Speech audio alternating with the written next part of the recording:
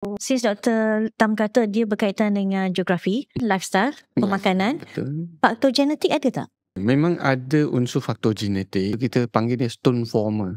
Katalah ayah ada batu karang, berapa persen anak? Yeah, that percentage actually maybe about 10 to 20%. But most of the patient yang I perasan tu bukan semua ada sejarah keluarga.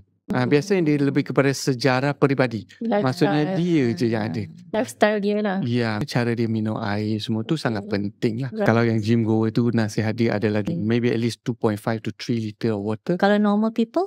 Between 1.5 to 2 liter, that is the usual advice.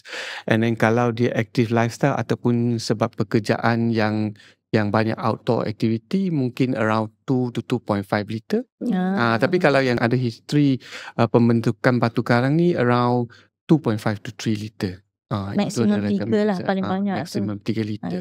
Satu lagi parameter yang patient boleh take note adalah warna kencing dia. Kalau warna kencing tu light yellow, kuning yang agak jernih. Maksudnya air tu cukup. Tapi apabila kita dapati dah kuning tu, maksudnya itu memang signal dah tak cukup lah. Right.